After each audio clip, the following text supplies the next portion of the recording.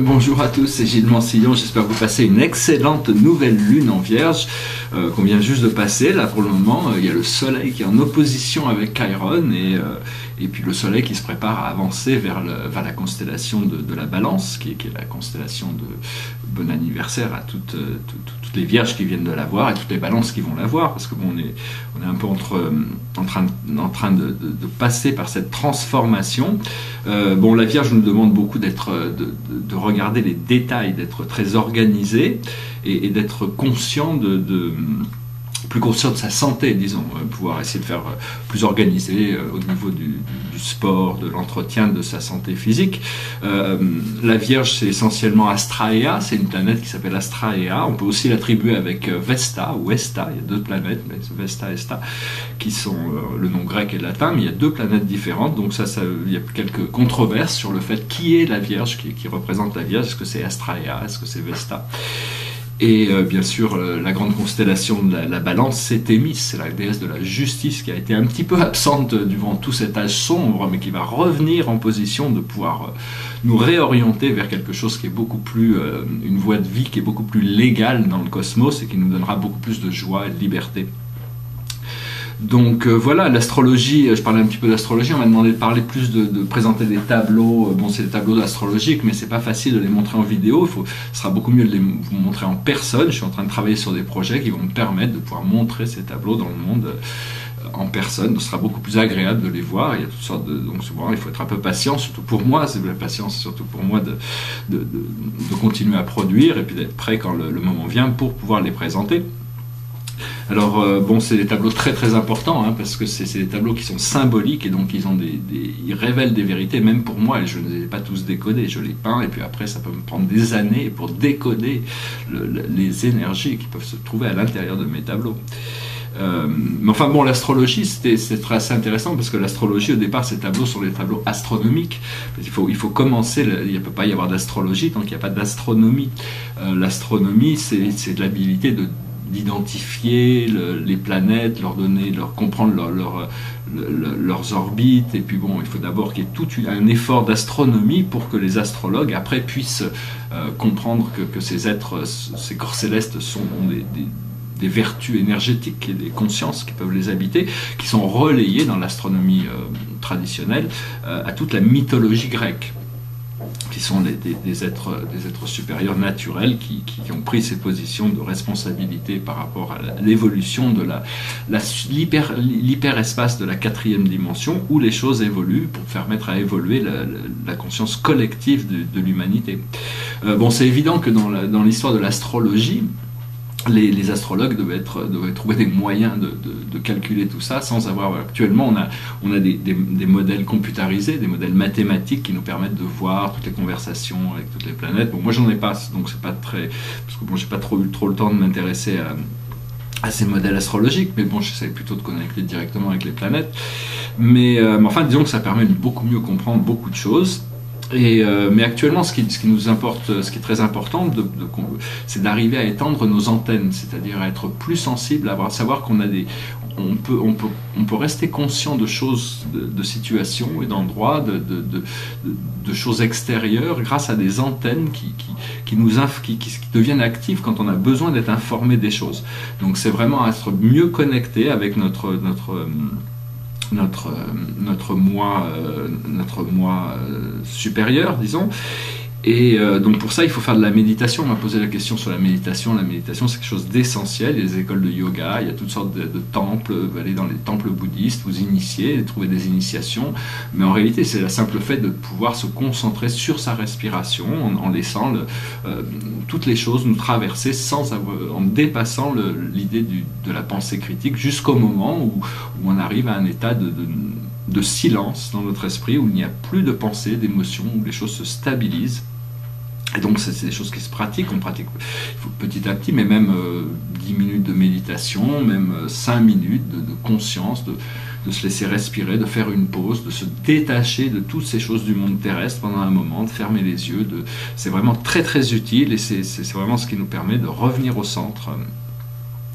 Donc voilà, des fois je fais ces vidéos, je m'excuse, j'ai tendance à tourner la tête de ce côté-là, c'est parce que j'ai un très beau jardin avec des oiseaux qui passent des fois, et le vol des oiseaux a tendance à m'informer de choses, c'est-à-dire c'est très important, on peut apprendre dans la nature, les oiseaux sont des êtres qu'il faut écouter leur chant et arriver à déchiffrer selon les oiseaux, dans quel sens ils passent, combien ils sont, toutes ces choses-là vous informent sur certaines énergies du monde terrestre. Donc les oiseaux c'est bien important de pouvoir observer les oiseaux.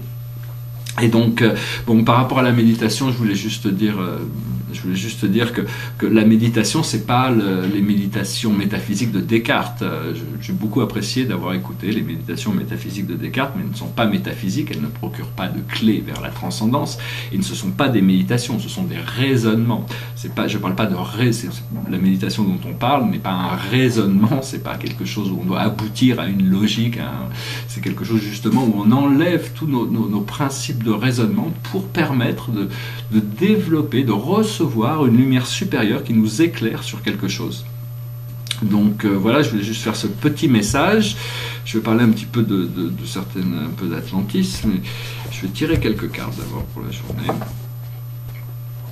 Et voilà, j'ai pas mal de travail sur plein de choses qui se préparent. Donc, je suis en train de finir mon livre aussi, c'est le premier. C'est un livre qui m'a pris assez longtemps pour mettre au point. C'est juste plus qu'une question de petits détails. Et puis après, je vais faire une version anglaise et je vais voir pour les publier. J'espère qu'il vous plaira. Alors, la situation pour la journée, c'est le créateur. C'est-à-dire retrouver ses pouvoirs de créateur, assumer sa souveraineté, assumer nous sommes des créateurs et donc c'est nous qui créons les circonstances de notre vie. On peut choisir de créer tout ce que l'on veut dans notre vie. Et donc, au fur et à mesure, ces pouvoirs se réintègrent. On intègre plus de confiance en soi. On n'a pas à presser non plus parce qu'on sait que il y a tout un procédé de manifestation, de résolution interne, il faut être sûr de ce qu'on veut, il y a toutes sortes de réalités, un retour vers une prise de pouvoir personnel, une prise de conscience qui nous rend stable et puissant, disons. Ce qui se passe dans l'invisible, c'est cette puissante transformation. C'est quelque chose de très très profond qui se transforme. Il faut vraiment prendre la décision et faire les choses et agir. Après ça, il faut permettre à la transformation de se passer. Mais enfin, en majorité, cette carte nous enseigne que il est plus sage de juste se lâcher prise et de laisser la lumière faire son travail, quoi. On a reçu plein de nouveaux codes, il faut les laisser s'activer. Et donc c'est progressif, hein. Ce que l'on voit à l'extérieur de nous, c'est la guidance. C'est-à-dire pouvoir suivre la guidance, savoir que l'on est guidé, savoir qu'on peut compter sur la guidance. La guidance ne se trompe pas, la vie nous reflète toujours exactement ce que l'on doit voir, quel que soit le niveau où on en est. Après ça, une fois qu'on est bien conscient de la présence, de la possibilité de communiquer avec des présences intelligentes à l'intérieur du monde invisible, cette guidance se présente plus particulièrement au début dans notre méditation, mais elle est présente une fois qu'on a découvert cette connexion interne, elle se présente partout dans tous les êtres, toutes les rencontres, tous les chemins, quelle que soit la chose que l'on fasse, on est toujours en contact avec cette intelligence, cette présence qui une fois que le voile de l'illusion de la séparation est tombé, on devient connecté avec des parties de nous-mêmes, nos guides, notre moi supérieur, et on se sert de ça pour arriver à découvrir des nouvelles sagesses, des nouveaux moyens de vivre qui sont toujours plus agréables, plus enrichissants, où on peut arriver à servir toujours plus, parce que l'essence de l'ascension, c'est la méditation, c'est la réalisation de la lucidité, le service à autrui, c'est la réalisation du mot compassion, et la perfection du caractère, qui est la réalisation du mot courage, pour éliminer progressivement ses défauts et ses mauvaises habitudes. Donc voilà, et donc c'est ça c'est sur ça que l'on travaille, se libérer de nos chaînes, devenir l'empereur, c'est-à-dire saisir le flambeau de notre âme, la torche de la liberté, de la vérité, se détacher de toutes ces chaînes qui sont encore là, et puis pouvoir voler dans les airs avec l'aigle qui est quand même le représentant de la conscience supérieure qui se tient entre le ciel et la terre. Donc c'est le mythe de Prométhée qui doit se délivrer de ses chaînes, tout en sachant que il faut, même si c'est vraiment quelque chose de progressif, mais enfin ça se passe pas tout seul. Il faut quand même agir. Il y a un effort qui est demandé pour pour arriver à aspirer au moins à cette libération, et c'est ce retour à la lumière. Et une fois qu'on tient la lumière, il faut suivre ce que cette lumière nous enseigne. C'est notre propre lumière qui nous enseigne la direction de notre vie. Et donc, ce qui nous permet de comprendre que ce que l'on apprend à travers tout ça, l'aboutissant de ce qu'on va découvrir en faisant cette libération, c'est la roue de la fortune. C'est-à-dire que toutes les fins ont un nouveau début. Il faut vraiment accepter ça, et puis une fois que c'est accepté, on passe à quelque chose de nouveau. Hein. Il y a pas une fois que la roue est en bas, elle remonte. Hein. Donc il n'y a pas de limite sur la possibilité de manifestation, d'expression, de création. Il faut vraiment ouvrir son esprit et agir le maximum suivant son inspiration, quoi.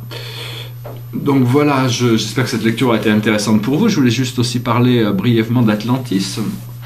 Par rapport à certaines... Atlantis, c'est 200 000 ans d'histoire oubliée quand même. C'était une grande civilisation matriarcale qui vivait dans la 4e dimension.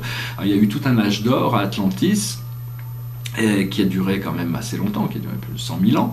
Et Thoth, les tablettes de Thoth, Thoth vient de cette époque, de la grande époque d'Atlantis. Mais cette civilisation savait qu'elle n'allait pas pouvoir durer, et donc ils ont établi une nouvelle civilisation qui était en Égypte, une fois que c'est l'aristocratie d'Atlantis a déplacé un petit peu, s'est réinstallé en Égypte pour permettre la continuation de cette connaissance, sachant que le continent d'Atlantis n'allait pas pouvoir survivre, la civilisation n'allait pas pouvoir survivre. Alors le père de cette civilisation égyptienne, c'est un esprit solaire qui s'appelle Ra, c'est le fondateur, le créateur de cette société, c'est le temple de la création de Ra. J'ai pas visité personnellement, mais je sais j'espère pouvoir le visiter un jour. Il est sur Saturne, hein, c'est là où il y a toutes sortes de choses merveilleuses dans notre système solaire. Tous les êtres, les grands êtres de lumière qui vivent dans l'univers arrivent à vivre dans des dimensions qui leur permettent d'accéder à des niveaux de réalité qu'on ne peut même pas suspecter. Mais tout est là, hein, il n'y a que connecté à l'intérieur de nous avec notre essence spirituelle, et ces choses se révèlent progressivement. Alors bon, Atlantis, après ça, il y a eu la fin d'Atlantis, les 5000 dernières années d'Atlantis, de 17 550 avant Jésus-Christ à 12 550 avant Jésus-Christ. Il y a toute cette période qui a été retracée un petit peu par Métatron, qui nous a rappelé un petit peu qu'à la fin du continent d'Atlantis, il n'y avait plus que 3 îles, les Atlara, Arien et Hog. Et donc les Atlara étant les sages d'Atlantis qui possédaient des technologies, mais bon, sur les 2 autres îles, il y avait les Ariens et les fils de Bilial qui s'étaient lancés dans des expériences génétiques absolument horribles et qui ont finalement pris le contrôle des technologies et qui ont tout détruit à la fin. Donc ça a été assez apocalyptique, disons, et donc une grande souffrance pour toute l'humanité. Mais enfin bon, ce qu'il faut se souvenir d'Atlantis, c'est qu'on avait des connexions, on a tous ces connexions avec un monde beaucoup plus avancé, beaucoup plus évolué, beaucoup plus lumineux. Et donc c'était vraiment une époque ce continent, cette conscience va réémerger, et de par le fait qu'il y a eu 9 des plus puissants, énormément ont été perdus, mais les 9 cristaux les plus puissants ont pu être mis à l'abri à l'intérieur de la Terre, protégés avant la destruction du continent. Donc ces 9 cristaux sont réactivés ces 5 ou 6 dernières années, ces 10 dernières années, et vont continuer de se réactiver jusqu'au moment où on pourra les réutiliser pour recréer une nouvelle... on pourra retrouver la puissance de ces cristaux qui sont des très gros cristaux, des cristaux de connaissance, des cristaux, toutes sortes de cristaux qui sont sous la protection de certaines familles galactiques qui les protègent en attendant qu'ils puissent être réutilisés, disons. Voilà, je voulais juste répondre à quelques questions rapidement. J'avais peut-être d'autres idées sur d'autres choses à parler, mais bon, je ne veux pas faire cette vidéo trop longue. Je vous souhaite une excellente journée. Je finirai avec une petite chanson.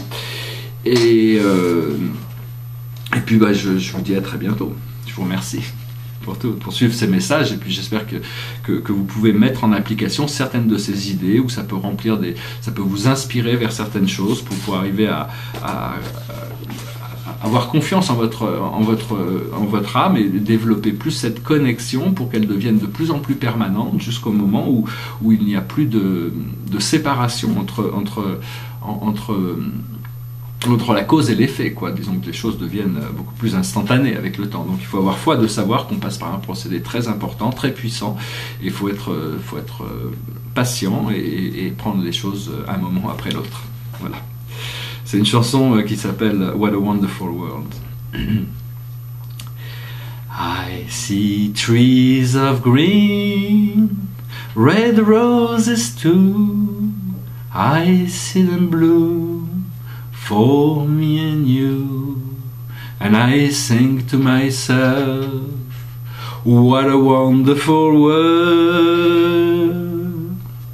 I see skies of blue and clouds of white, bright blessed days, dark sacred nights, and I sing to myself, what a wonderful world. The colors of the rainbow, so pretty in the sky, are also on the faces of people walking by. I see friends shaking hands, saying how do you do. They're really saying I love you. I hear babies cry, I watch them grow, they'll learn much more and I'll never know. And I think to myself, what a wonderful world. Yes, I think to myself, what a wonderful world. Je vous remercie et je vous souhaite une merveilleuse journée. Namaste.